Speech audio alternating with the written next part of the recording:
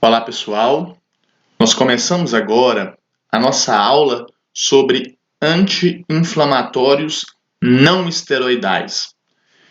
O objetivo desses fármacos, como o próprio nome já sugere, é agir na cascata de inflamação e impedir alguns sinais e sintomas desagradáveis envolvidos com o processo inflamatório.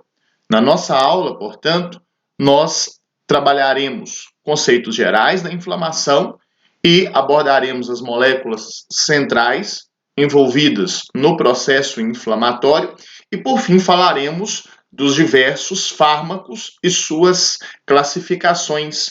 Os fármacos não esteroidais, os anti-inflamatórios não esteroidais, suas vantagens, seus benefícios e seus riscos, seus efeitos colaterais associados.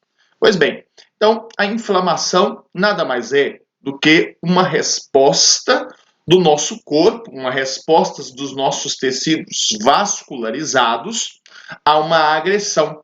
Então, é uma resposta no sentido benéfico. O objetivo da inflamação é trazer benefícios, é proteger, é responder a agressões, regenerando, cicatrizando aquele tecido, entre outros fatores importantes da inflamação.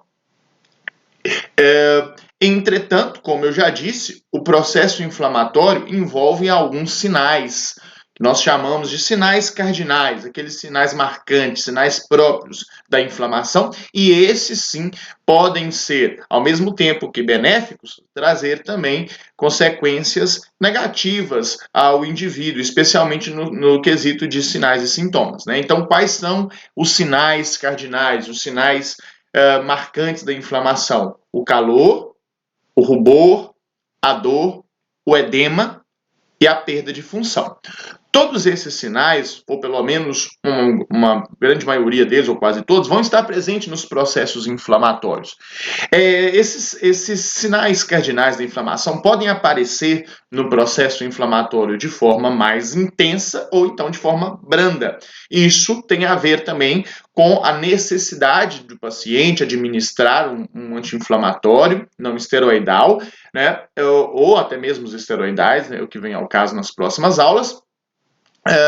Vai depender, claro, da intensidade desses sinais e sintomas para que estabeleça, então, uma terapêutica, uma concentração, um período de administração adequado. Tá? Então, a partir desses quesitos de sinais e sintomas, nós vamos ver que, em algumas situações, devido à dor, o calor, o rubor, a perda de função serem até mais intensos, isso faz ainda mais necessário um anti-inflamatório para conter um pouco da resposta e conter e regular um pouco dos sinais e sintomas desse indivíduo. Então, a cascata inflamatória, ela pode ocorrer por diversos motivos. Esta figura mostra para a gente alguns dos processos, alguns dos mecanismos que podem estar envolvidos numa resposta inflamatória. Como você já pode observar, nós já mostramos aqui, a resposta inflamatória, ela vai acontecer somente em tecidos vascularizados. Então, precisa ter vaso sanguíneo. A resposta inflamatória, a inflamação, é uma resposta de tecidos que contenham vaso sanguíneo. Esses vasos sanguíneos vão se modificar quando houver uma sinalização própria para esses vasos. O que vai acontecer especialmente nesses vasos? A vasodilatação, que é a maior distensibilidade do vaso, para que haja um maior fluxo sanguíneo, e o aumento de permeabilidade, permitindo, portanto, maior saída de proteínas, maior saída de células do vaso para o interstício. E aí vem a pergunta: quais são os fatores, os mecanismos que podem sinalizar para o vaso sanguíneo alterar-se? Então, nós vemos alguns desses objetivos ou alguns desses mecanismos. Primeiramente, quando há degradação de fosfolipídio de membrana, lesão das células, a degradação desses fosfolipídios podem gerar moléculas, especialmente aqui o ácido araquidônico, que vai ser convertido em moléculas sinalizadoras, moléculas vasoativas, como prostaglandinas e leucotrienos. as prostaglandinas e os leucotrienos ligam-se na parede dos vasos, promovendo a vasodilatação e o aumento da permeabilidade. Então, uma agressão de célula vai levar a uma sinalização e isso vai induzir o processo inflamatório. Processo de coagulação sanguínea, que pode ser induzido em algumas agressões por diversos fatores, através das cininas ou então das plasminas e indiretamente ao sistema do complemento. Isso pode levar com que mastócitos teciduais degranulem, ou seja, liberem histamina. Está aqui uma outra molécula que é uma importante, juntamente com as cininas e os que eu acabei de dizer, prostaglandinas e leucotrienos, sinalizam para os vasos sanguíneos para que eles possam dilatar-se. Por fim, em processos infecciosos, especialmente, nós temos respostas pró-inflamatórias que liberam citocinas, moléculas que regulam a resposta imune, e elas também participam no processo inflamatório, que ajudam, colaboram. Além disso, outras moléculas, como as quimiocinas, a substância P, produzidas por nervos que também se tornam mais sensíveis. Tudo isso sinaliza para os vasos sanguíneos e os vasos sanguíneos se modificam. Modificando, o processo inflamatório, então, ele já parte para fases posteriores. Tudo isso aqui que eu mostrei para vocês são consequências de irritações, e isso vai dar origem a fenômenos vasculares da inflamação. Então, a inflamação tem algumas etapas, né? Fenômenos irritativos, todos esses fenômenos irritativos levam à liberação de mediadores inflamatórios que comunicam com os vasos, e aí começam os fenômenos vasculares da inflamação.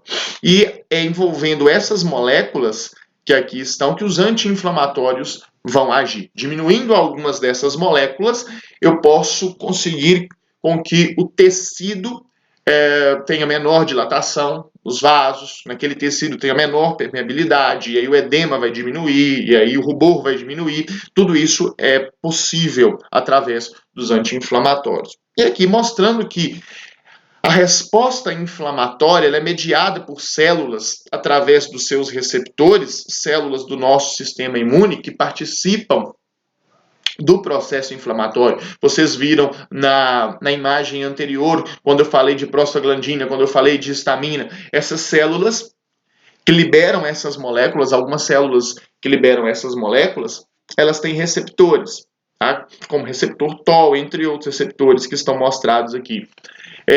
E o que pode sinalizar para que estas células comecem um processo de liberação de mediadores inflamatórios? Não somente infecções, como vírus, bactérias e fungos, protozoários, eumintos. Infecções podem levar à inflamação? Sim. Entretanto, uma diversidade de outros processos envolvendo agentes físicos e químicos, estresse metabólico, com um monte de outras moléculas como ATP, ADP, fosfatos, fragmentos de ácido hialurônico, moléculas hiperglicadas, entre outras, essas moléculas funcionam como dumps, que vai também estimular esses receptores, promovendo também uma resposta inflamatória. E aí, nós vamos ir para o processo mais prático, quais são as inflamações que causam mais alterações e que, por isso, precisam ser tratadas com anti-inflamatórios. Anti-inflamatórios não esteroidais, que é o assunto especial hoje. Então, nós temos uma diversidade de processos inflamatórios e aqui a gente discute alguns deles. A endocardite, um processo inflamatório no revestimento interno do coração, processo asmático, que envolve resposta inflamatória, infecções bacterianas, que levam como consequência uma ampla resposta inflamatória, artrites reumatoides. A artrite é tipicamente uma doença inflamatória, colites ulcerativas, hepatite C, que age no intestino, também podem carecer desse tratamento. Esclerose múltipla e meningites com uma resposta inflamatória a nível do sistema nervoso central, conjuntivites alérgicas, infecções por eumintos. Todas essas aqui mostradas, essas características, essas infecções, inflamações, doenças, envolvem processos inflamatórios direto ou indiretamente, e aí os anti-inflamatórios podem ser utilizados como uma via uma via importante de terapia. Bom, e aí nós partimos um pouco para as reações pelas quais aqueles mediadores que eu mostrei nas primeiras figuras são produzidos. Aqui nós observamos alguns desses mediadores, como isoprostanos, lipoxinas, leucotrienos e especialmente esta via aqui, que é a via de produção das prostaglandinas e tromboxano. Por que esta via? Então, nós temos aqui uma série de reações a partir de fosfolipídios que são convertidos a ácido araquidônico, e o ácido araquidônico dá origem a essas diversas moléculas que eu acabei de dizer. Essas moléculas têm funções importantes no início de um processo inflamatório. Mas é importante destacar que uma das funções mais importantes de iniciar uma inflamação está realmente com as prostaglandinas e com o tromboxano. E aí esta via, chamada de via das ciclooxigenases, ou via da ciclooxigenase, essa via pode ser suprimida, essa via pode ser inibida. E é assim que os anti-inflamatórios não esteroidais vão agir, para que, inibindo essa via da ciclooxigenase, a gente tenha uma redução da quantidade de prostaglandina e tromboxano. E essa redução da quantidade de prostaglandina e tromboxano poderá reduzir o processo inflamatório. Então, nós temos variedades das enzimas ciclooxigenases, denominadas de COX-1, ou ciclooxigenase 1, e COX-2, a ciclooxigenase 2. Todas essas enzimas, tanto COX-1 quanto COX-2, vai trabalhar na produção de prostaglandina. Entretanto, prostaglandina tem outros efeitos no corpo, além de atuar no processo inflamatório. Então, alguns outros efeitos, especialmente efeitos homeostáticos.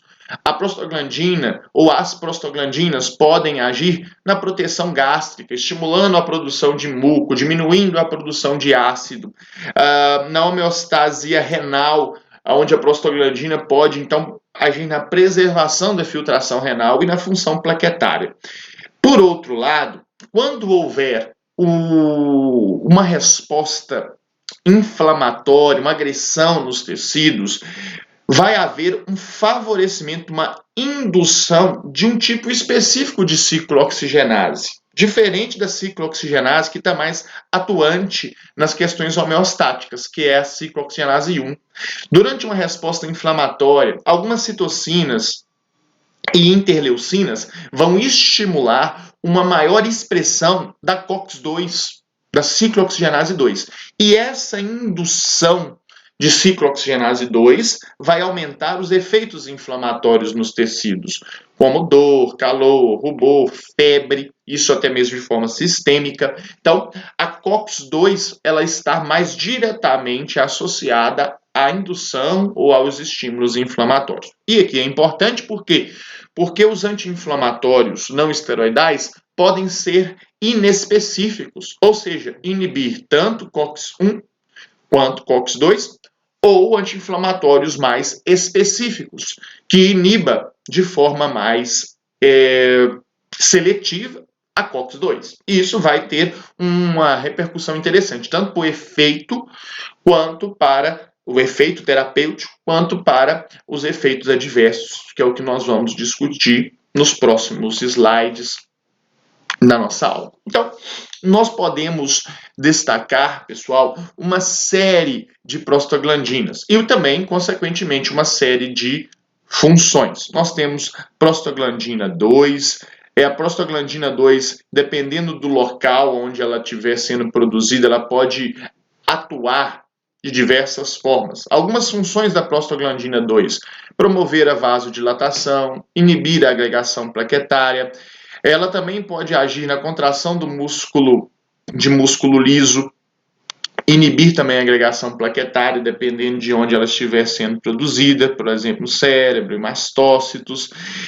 Aqui essa função dela é de vasodilatação, ela é mais produzida por células do endotélio vascular, entre outras funções que nós podemos ter das prostaglandinas. Tá? Então, as prostaglandinas, especialmente as produzidas por células do sistema imune, como nós podemos observar aqui embaixo, produzida por macrófagos e mastócitos, né?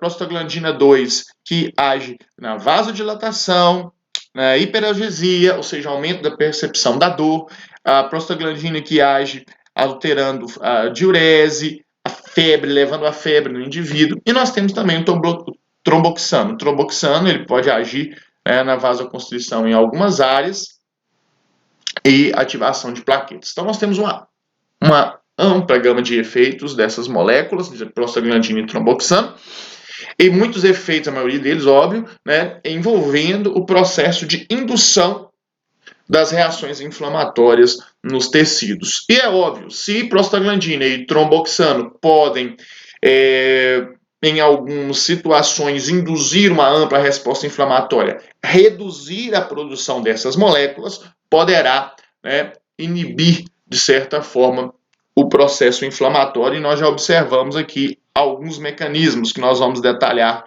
para frente, né? Onde alguns AINES podem inibir COX-2, como está sendo demonstrado aqui na figura, e essa inibição vai atuar diminuindo a conversão ou a diminuição da produção de prostaglandina a partir do ácido araquidônico. E isso vai regular, digamos assim, a inflamação em alguns tecidos e também o processo inflamatório. Então, aqui as funções dessas prostaglandinas com mais detalhes. Tá? Prostaglandina 2, vasodilatação, inibir a agregação plaquetária. Isso vai gerar maior fluxo de sangue para o tecido, impedir que essas plaquetas, inibir a agregação plaquetária vai inibir a coagulação e é maior fluxo também naquele tecido. Tá? Perdão. E, além disso, é importante destacar as moléculas de tromboxano. A molécula de tromboxano que tem, em alguns locais, um efeito oposto no sentido de vaso sanguíneo, ela gera vasoconstrição e induz a agregação plaquetária.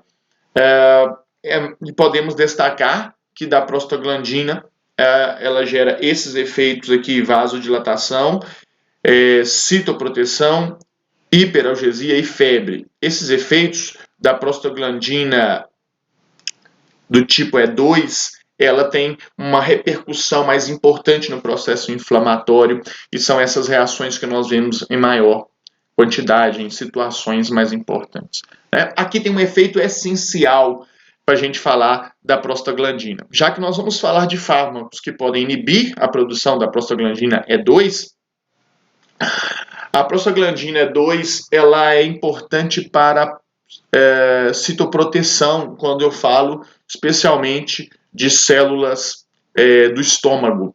Tá? Então, o que acontece, ou o que essa prostaglandina E2 vai fazer aqui? Então, observe na figura a função dessa prostaglandina E2 através de receptores, onde ela gera aqui um sinalizador chamado de EP3. Isso vai inibir a produção de AMP cíclico e reduzir a liberação de H+, no lumen intestinal. Ou seja, nós podemos afirmar que a prostaglandina E2 pode, indiretamente, inibir a liberação de H+, e diminuir um pouco a acidez do estômago.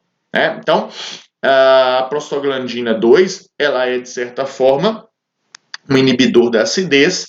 Então, ela protege o estômago dessa acidez excessiva em alguns momentos, e inibi-la, como nós vamos ver posteriormente, pode desregular essa etapa aí. Então, inibir a prostaglandina E2 pode fazer com que a produção de H+ aumente, uma acidez aumentada. Isso pode trazer repercussões, lesões no ambiente gástrico, no ambiente estomacal.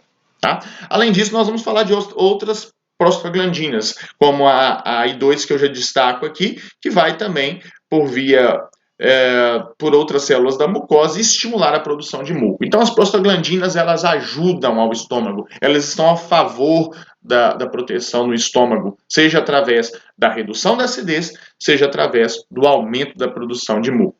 Outro processo importante aqui na prostaglandina E2, que é, como você pode ver nessa imagem, As prostaglandinas elas estimulam neurônios, estimulando esses neurônios aumentam os potenciais de ação que chegam até na medula, passa pelos interneurônios e sobem até a região do córtex, onde essa dor é assimilada, onde a dor é sentida. Então nós podemos dizer também que a prostaglandina é uma molécula importante para sensibilizar neurônios e promover essa nocicepção periférica, ou seja, percepção da dor, percepção da agressão. Então, esses potenciais de ação vão aumentando nos neurônios e vão chegando até o sistema nervoso central, onde a dor, então, será percebida. Como a figura mostra, né, a injúria tecidual, fatores e outros fatores podem estimular a produção de prostaglandinas. Então, já destacamos algumas funções dela. Uma função interessante também da prostaglandina é, diante de uma infecção ou de um processo inflamatório robusto, as células do sistema imune, as células poderão produzir prostaglandina. Essa prostaglandina E2 poderá cair na circulação sanguínea e sinalizar via sistema nervoso central, via hipotálamo. E aí a prostaglandina E2 irá fazer com que o hipotálamo, que é a região que regula o controle de temperatura corporal, fazer com que o hipotálamo permita um aumento da temperatura corporal, que nós chamamos de febre. Então, quando a prostaglandina E2 é produzida em processos envolvendo, né, os leucócitos, especialmente em respostas aos micro-organismos, os leucócitos vão produzir a prostaglandina E2, ela vai agir, portanto, no hipotálamo. O hipotálamo, que está regulando a nossa temperatura próximo de 36,5, irá permitir que a temperatura vá subindo dependendo da quantidade de prostaglandina que vai chegando e sinalizando a infecção, por exemplo. Então, é comum, então, que essa temperatura possa passar, repito, por permissão do hipotálamo, possa passar, então, dos 37, 38, até mesmo chegar aos 40 graus, até mais, né? Tudo isso vai depender da concentração. Então, mais um efeito de prostaglandina. Então, já dá para entender também que se prostaglandina diminuir, especialmente a prostaglandina E2,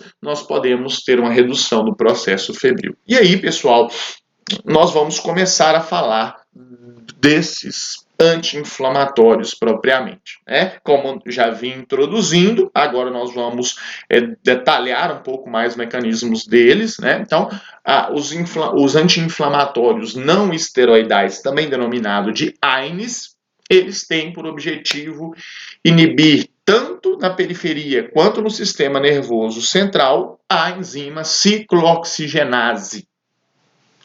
E com isso, como nós já vimos nas figuras anteriores, diminuindo o ciclooxigenase, diminuindo a ação, a função dessa enzima ciclooxigenase, nós vamos ter também uma redução da síntese ou redução da biossíntese de alguns desses mediadores, como prostaglandina e tromboxano. E aí a inflamação e, consequentemente, né, os seus sinais, sintomas, dor, edema, febre, vão, consequentemente, diminuir. Tá? Então, aqui nós recordamos o que essas enzimas fazem, especialmente a ciclooxigenase, que está demonstrada aqui na figura. A ciclooxigenase é uma enzima que está associada com a produção de uma gama de prostaglandinas e tromboxano, como nós falamos, e simplesmente os AINES, uma série de medicamentos, vão vir aqui inibir esta enzima, inibindo a produção de prostaglandinas, e, claro, inibindo o processo inflamatório, especialmente através da inibição da prostaglandina E2. Isso vai ser importantíssimo para regular uma série de processos. Então, esses são alguns, né, dos anti-inflamatórios não esteroidais mais conhecidos de todos vocês. A aspirina, que tem uma história, né, há muitos anos já atuando e amplamente ainda vendida no mercado. Eu coloco essas imagens para vocês compararem, né? Essa história aqui em fevereiro de 1917, aonde foi o marco inicial da atuação de aspirina, e até hoje ela tem sido usada, um fármaco interessante nesta via, na inibição da ciclooxigenase. Então, nós temos outros, né, como o diclofenaco, buprofeno, são outros fármacos que agem também com esse mesmo efeito. E aí, né, nós podemos estender com o efeito anti-inflamatório, é possível também, pelos motivos já explicados, conseguir um efeito analgésico, ou seja, diminuição da dor, e também um efeito antipirético, diminuição da temperatura, através do controle, da regulação, da diminuição da produção dos mediadores inflamatórios. Então, nós temos uma gama de famílias dos AINES, dos anti-inflamatórios não esteroidais. Os salicilatos, que é o AAS, ácido acetil salicílico, outros derivados indólicos e indolacéticos, né, que é a indometacina, menos utilizado um pouco do que os outros, ou o ácido acetil salicílico, derivados do ácido fenilacético, que é bastante utilizado esse, que é o diclofenaco. Nós temos derivados do ácido propiônico, ou dos ácidos, ou do ácido propiônico, que é o ibuprofeno e o naproxeno, também muito utilizados, muito mais conhecidos e comercializados. Os fenamatos, que é o ácido menfenâmico, e uma série de outras classificações, destacando aqui os oxicams, que é o piroxicam, meloxicam, derivados de pirazolônicos, que é a dipirona, os derivados para aminofenol, que é o paracetamol. E além de outros fármacos, né, que nós vamos discutir ainda na nossa aula, nimesulida,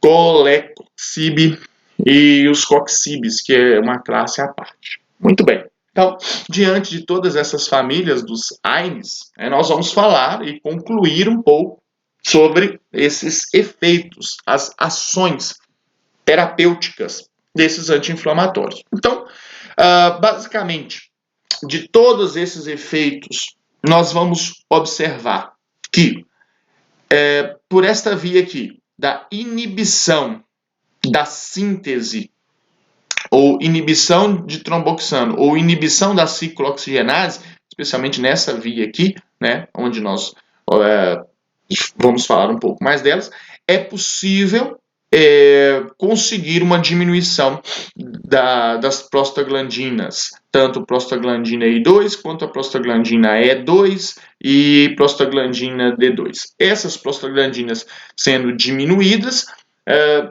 nós vamos conseguir, especialmente, reduzir a vasodilatação nos tecidos, através da redução desta molécula, e reduzir o edema. Lembrando que a redução do edema trará fatores benéficos ao paciente que está sofrendo com dor, entre outros, fatores benéficos indiretos, né, onde reduz o edema, a função do tecido pode voltar, a característica real do tecido que está inchado, né, com o edema, de fato, ele vai retornar, e tudo isso pode melhorar. Então, esses são os fatores mais importantes quando nós falamos dessas moléculas. Muito bem. O efeito analgésico envolve na via da dor. Como nós já dissemos, né, as prostaglandinas, elas agem estimulando os nervos periféricos da via nociceptiva.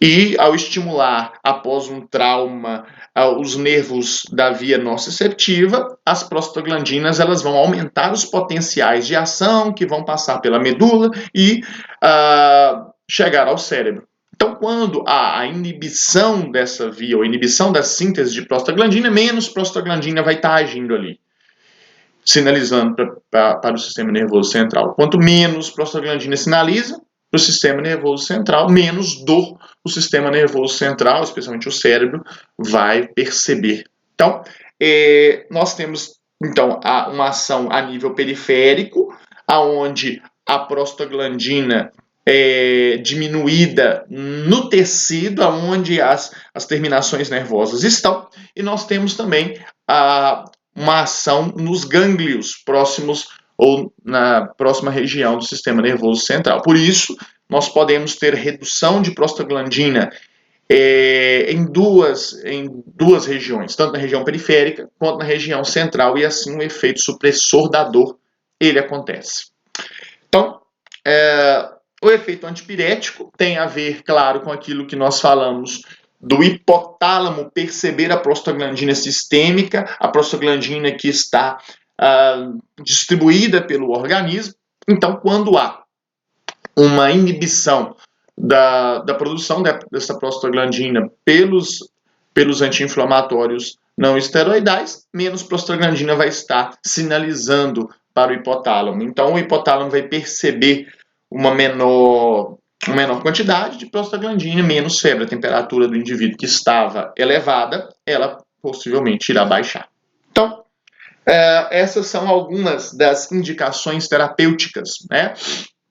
Pacientes que sofrem de doenças inflamatórias, tanto agudas quanto doenças inflamatórias crônicas, poderão fazer, né, ou administrar os anti-inflamatórios não esteroidais para os seus tratamentos. Nós vamos discutir algumas dessas terapias e alguns desses efeitos, né?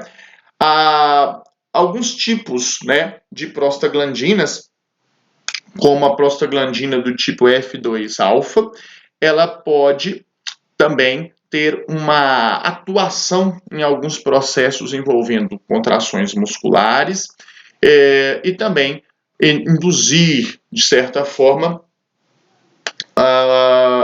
o processo de proteção gástrica. Então, temos um exemplo do misoprostol. O misoprostol, pessoal, ele pode ser usado para o tratamento e prevenção de úlceras gástricas ou duodenal. Então, qual que é a importância do misoprostol? Ele é um análogo da prostaglandina E1, ou seja, ele é um agonista dos receptores da prostaglandina. Ele pode fazer a mesma função da prostaglandina. Então, qual que é a principal importância do misoprostol? Ele ser utilizado para, ao sinalizar aos receptores das células epiteliais gastroduodenais, aumentar, portanto, a produção de muco. Isso pode favorecer a proteção gástrica. Outro processo é que a prostaglandina também ajuda na contração do miométrio. E então, esse medicamento também pode favorecer a excitação da musculatura lisa, ajudando na indução do trabalho de parto. O problema é que também pode interromper gestações e promover aborto por este medicamento, pelas mesmas características. E aí nós vamos falar de alguns distúrbios indesejados. Claro, sabendo que a prostaglandina é importantíssima para a proteção do meio gástrico, ao diminuir a acidez e aumentar a produção de muco, nós vamos perceber que reduzir prostaglandina pode causar especialmente náuseas, vômitos, diarreia, erosão ulcerativa e hemorragias, especialmente hemorragias gástricas. Então, uma principal atenção que deve ser dada aos anti-inflamatórios não esteroidais tem a ver com o tempo de administração, tem a ver com a concentração administrada, porque se isso persiste, se esse tratamento persiste por muito tempo, o estômago pode sofrer por muito tempo com uma elevada concentração de ácido, com uma diminuição da produção de muco. Isso pode deixar o indivíduo mais vulnerável a lesões gastrointestinais. Então, aqui tem uma grande preocupação, como nós já vimos. O indivíduo vai administrar os anti-inflamatórios não esteroidais para um problema, uma inflamação sistêmica, e vai agredir, de certa forma, o seu estômago. Outros efeitos, né?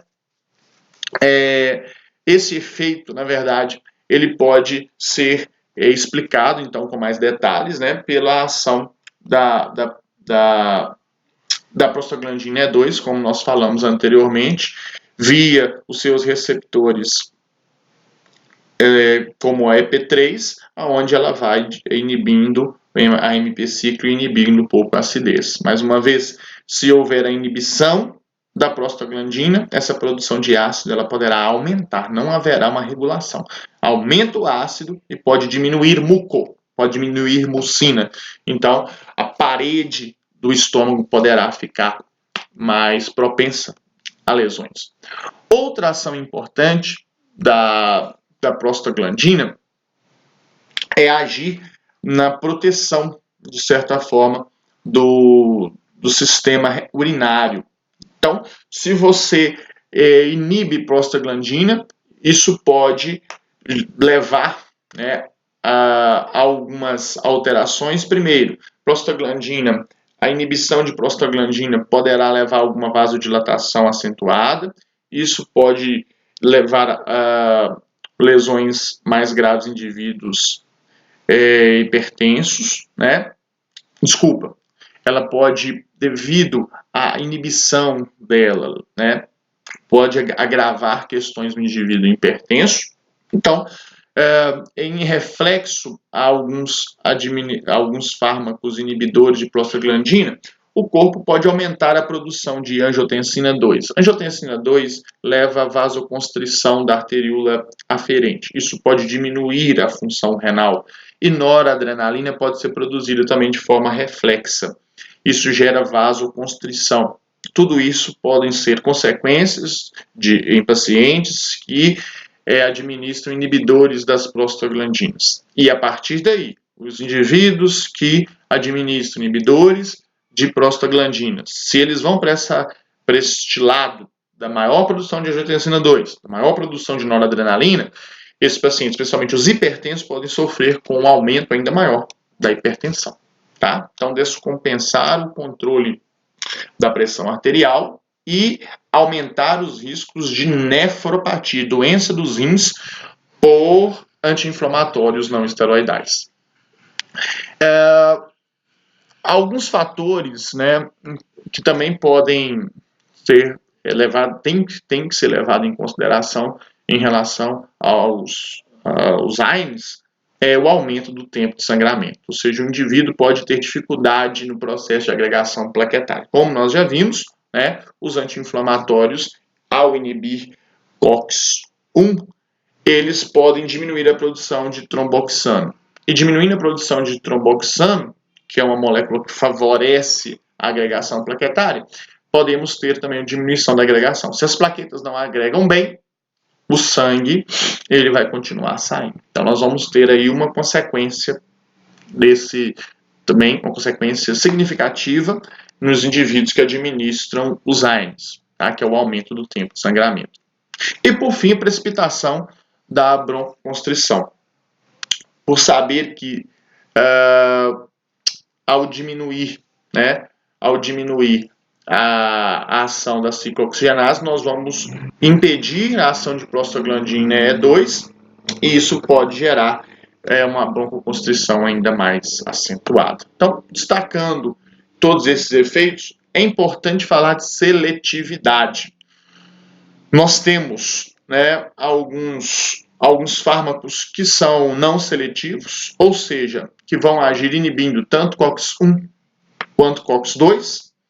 São os mais conhecidos, aqueles não seletivos, como aspirina, acetaminofeno, ibuprofeno, diclofenaco, a família do peroxicam, entre outros, né? Esses fármacos dessa primeira coluna, eles são não seletivos, eles vão agir inibindo o COX-2, inibindo o processo inflamatório, mas eles também vão inibir COX-1 e podem reduzir a prostaglandina fisiológica, a prostaglandina com efeitos importantes na fisiologia, como nós já discutimos aqui, no estômago, no rim, na pressão, entre outros casos. Então, esses fármacos, apesar de serem muito usados em grande quantidade, eles podem promover uma maior gama de efeitos colaterais.